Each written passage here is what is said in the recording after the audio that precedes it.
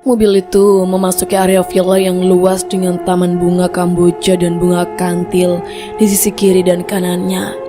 Kami keluar dari dalam mobil dengan Aisyah digendongan Mas Yudi. Entah kenapa, begitu melihat fisik dari villa yang kurasa cukup menyeramkan itu, membuatku bergidik ngeri. Ornamen-ornamen tua dengan ukiran-ukiran kuno dan patung-patung yang sudah berlumut menjadikan villa terkesan mistis dan sino. Berbeda dengan Mas Yudi yang tampak sumringah begitu menjejakkan kaki di bangunan yang kutaksir berumur lumayan tua. Meniti tangga untuk naik ke villa pun rasanya enggan, karena di sisi kanan dan kiri tangga terdapat patung para penari yang sedang melongok seolah menyambut kedatangan kami. Mas Yudi selalu berbincang dengan Pak Dullah. Dari sini aku bisa melihat sisi lain dari Mas Yudi yang terkesan pendiam. Ternyata ia amat ramah dan juga humoris. "Silahkan masuk." Pak Dullah sedikit membungkukkan tubuhnya dan menyuruh kami masuk dengan sopan. "Assalamualaikum," ucap kami bersamaan. "Waalaikumsalam," saut seorang wanita yang tergopoh-gopoh datang dari dapur menyambut kedatangan kami. Wanita muda yang kutaksir berusia 20 tahun, manis dan kulitnya eksotis. "Selamat datang Ustadz." Wanita itu dengan senyum sumringah menatap Mas Yudi. Ada tatapan beda kulihat di sorot matanya. Seperti, sudahlah, aku tak ingin bersuuzon padanya." "Ini siapa Ustadz? Apakah adiknya Ustadz?" Ia tiba-tiba melirik ke arahku dan bertanya. "Kenalin Ra, ini Widya istriku. Kami baru saja menikah kemarin," jawab Mas Yudi yang juga menatap penuh cinta ke arahku. Seperti biasa, hal sepele seperti ini saja mampu membuat getaran halus di dalam hatiku.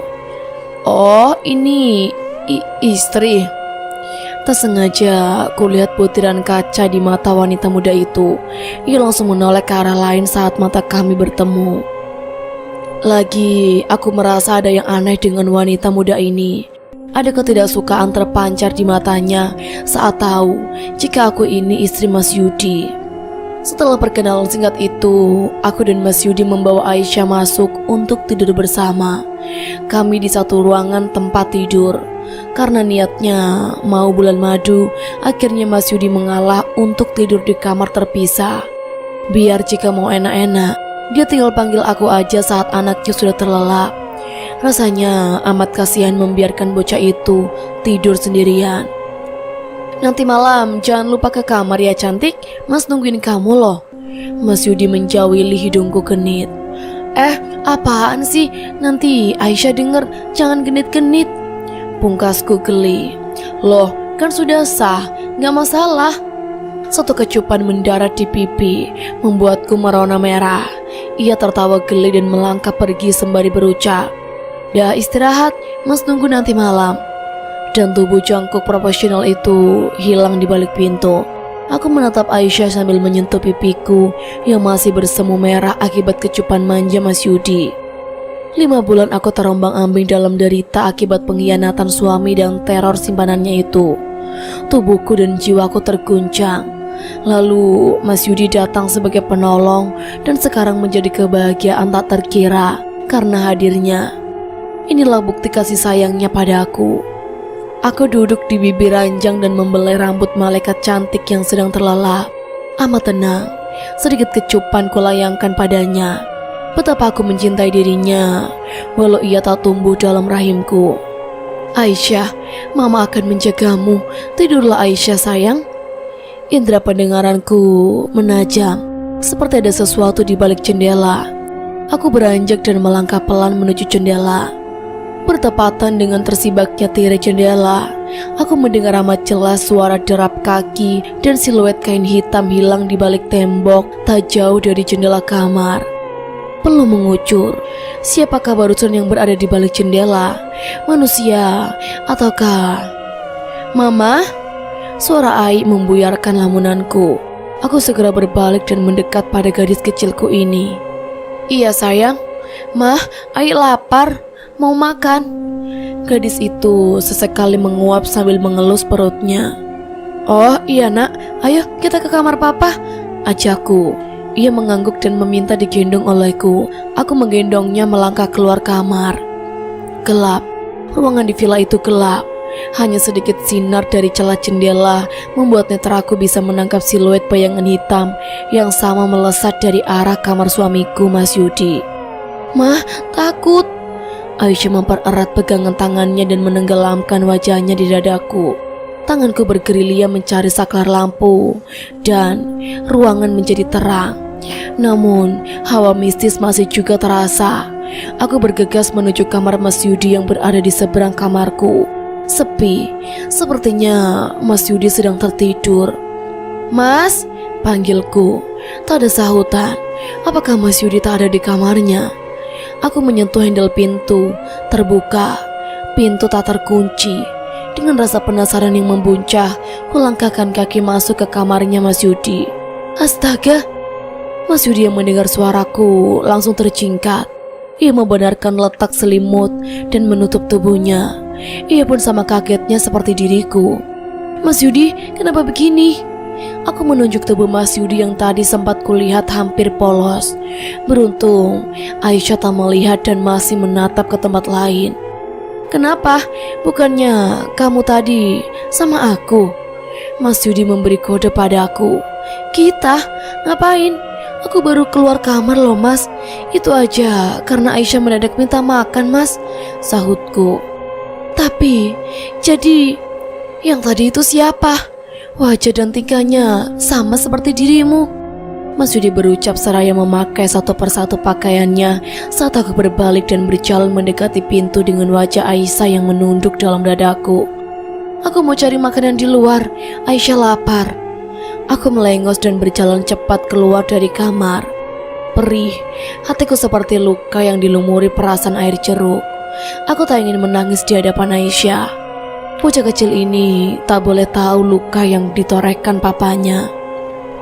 Aku berjalan kencang dan menghentak kakiku, setengah berlari agar Mas Yudi tak mampu mengejarku. Widya, tunggu!" Sekilas ku dengar teriakan Mas Yudi yang cukup nyaring di telinga memanggil namaku. Tapi tak kuperdulikan. Buat apa?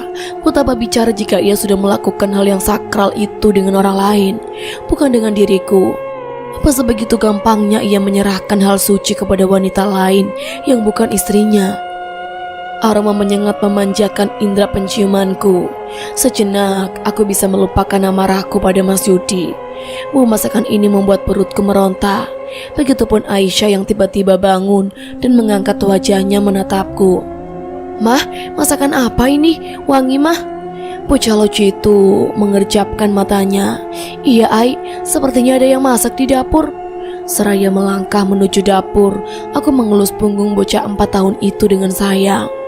Sebenarnya di villa ini ada berapa orang? Apa hanya kami sekeluarga? Atau ada orang lain? Sampai saat ini aku tak tahu. Karena semenjak datang, aku langsung menuju kamar dan gadis tadi siapa namanya. Aku lupa. Yang kuingat hanya senyuman palsunya padaku. Semakin mendekat ke arah dapur, entah kenapa ku rasakan hawa dingin begitu menyergap tubuhku. Bulu kuduku berdiri semua. Dan Aisyah membenamkan kembali wajahnya dalam dadaku, seolah ada sesuatu yang membuatnya ketakutan. Aroma bawang putih menguar di seluruh ruangan. Aku tetap melangkahkan kaki, walau berulang kali Aisyah mencengkram lenganku dan merintih mengajak kembali masuk ke dalam kamar. Tapi rasa penasaranku seolah kuat memanggilku untuk menuju arah dapur. Aku tertegun melihat seseorang sedang berdiri memunggungiku. Posturnya lebih pendek dari tubuhku. Rambutnya disanggul dan memakai baju jadul disertai kain yang melilit perut. Kain yang cukup panjang menutupi kakinya. Ia teramat asyik memasak, hingga tak mengindahkan kehadiranku. Aku mendekatinya dengan langkah pelan, takut jika ia terkejut dengan kehadiranku. "Permisi ibu, bisa saya bantu?" Ibu tak merespon ucapanku. Ia asik memasak seolah tak menyadari adanya aku di situ. "Ibu?" "Percuma kamu ngajak bicara. Bik Mina tak akan bisa mendengar suaramu," dia tuli. Lantang suara wanita membuatku tersentak dan langsung memalingkan wajah ke asal suara. Gadis itu lagi, ia menatapku dengan senyum simpul, senyum palsu yang menyimpan banyak misteri bagiku. Ada kebencian di dalam matanya. Naluriku berkata begitu. Gadis itu berjalan mendekatiku, tapi kali ini gayanya sungguh berbeda. Jilbab panjang yang menutupi tubuh dan kepalanya kini entah lari kemana, membiarkan rambut hitamnya yang bergelombang tergerai dalam keadaan basah. "Kamu lapar? Silahkan duduk di sini saja. Nanti ia akan mengantarkan makan untukmu dan anakmu ini." Wanita itu menyender di dinding sambil memilih rambutnya. Aku hanya mengangguk dan melangkah ke kursi makan dan duduk di sana tanpa banyak bertanya. Sorot mata wanita itu tak pernah lepas dari gerak-geriku. Wanita tua tuli yang dimaksud oleh gadis itu membuat 2 gelas susu dan sedari tadi kuperhatikan wanita itu menunduk. Aku lebih memilih menatap wanita itu daripada menatap gadis di hadapanku ini. "Berapa lama kamu menikah dengan Ustadz? Kenapa ia tak mengabariku? Atau setidaknya memberikan undangan padaku?" Kutangkap ada nada cemburu di ucapannya, tapi ia tak beranjak dari posisinya semula, seolah enggan dekat denganku. "Mah, papa mana? Ayo kita ke kamar aja, mah," rengek Aisyah. Lagi-lagi ia membenamkan wajahnya di dadaku, seolah ada objek mengerikan yang membuatnya takut. Papamu mungkin sedang tertidur karena... Ups, maaf." Gadis itu berbalik sembari tertawa kecil seolah mengejek ke arahku. Entah apa maksud perkataan itu, seolah ia amat tahu apa yang sedang terjadi dengan mantan ustadznya itu. Apa mungkin dia... 2 porsi makan dan 2 gelas susu tersedia di atas meja. Wanita itu menunduk saat kutatap. "Mah, ayo kita masuk ke kamar, mah." Kali ini mata Aisyah mulai berkaca-kaca. Ia menarik-narik bajuku dan mulai merengek membuyarkan konsentrasi makananku. Wanita tua yang sempat kulihat mulai keriput itu berbalik dan sibuk membereskan dapur. Tak ada sepatah kata pun keluar dari mulutnya. Apakah ia juga bisu? "Mah, jangan dimakan, mah."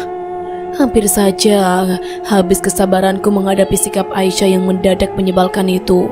Ia menarik tanganku saat sendok berisi nasi goreng yang nampaknya lezat itu hampir saja masuk ke mulutku. Nasi goreng dengan suiran ayam telur ceplok kesukaanku. "Aisyah, apa-apaan sih? Mama lapar, nak." "Aisyah, tadi katanya lapar. Ayo makan sama mama, nanti mama suapin." Nada suaraku sedikit meninggi karena ulahnya. Aisyah menunduk. Ku dengar lirih ia tergugu dan tetesan air terjatuh mengenai lenganku. Aisyah menangis.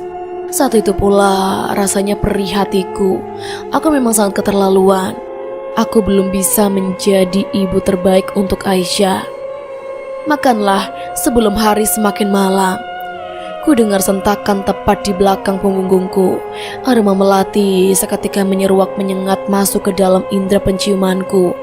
Ketika aku menoleh, mata kosong sedang menatap ke arahku. Tak ada senyum, tak ada ekspresi di wajah pucat itu. Ia hanya menatap lurus ke arah pintu. Aku bergidik ngeri. Ruangan makam yang temeram itu membuatku enggan untuk kembali menyantap nasi goreng spesial itu. Apalagi saat Aisyah menangis di gendonganku dan juga keanehan si ibu yang membuatku takut. Tanpa mengucap sepatah kata pun, aku bangkit dari tempat duduk dan berjalan tergesa keluar dari ruang makan. Dan ketika aku menoleh untuk melihat sekali lagi, wanita itu ternyata ia hilang. Wanita tadi tak nampak lagi di dalam dapur. Kemana perginya? Padahal di dapur tak ada pintu keluar dan toilet. Di tengah rasa penasaranku, kulihat Mas Yudi sedang duduk membelakangiku di ruang tengah. Saat aku hendak kembali ke kamar, pria itu sedang menghisap rokoknya dalam-dalam dan asap putih mengepul membuatku ogah untuk mendekatinya. Biarlah, aku pun sedang marah padanya. Anehnya, ia seolah acuh saat aku melewatinya. Tak ada sapaan hangat seperti biasanya. Pandangan matanya lurus ke depan tanpa sedikit pun mengacuhkan kehadiranku. Aku sempat melirik ke arahnya, namun ia tetap cuek. Darahku mendidih karenanya. Dasar lelaki tak punya perasaan. Cepat-cepat kurai gagang pintu menekan hingga pintu terbuka. Betapa terkejutnya aku melihat sosok Mas Yudi sedang duduk di atas ranjang dan tersenyum ketir melihatku. Mas, aku bersujud mundur seolah tak percaya pada penglihatanku. Jika di kamar ini Mas Yudi, jadi siapa pria yang sama persis dengan Mas Yudi di luar sana?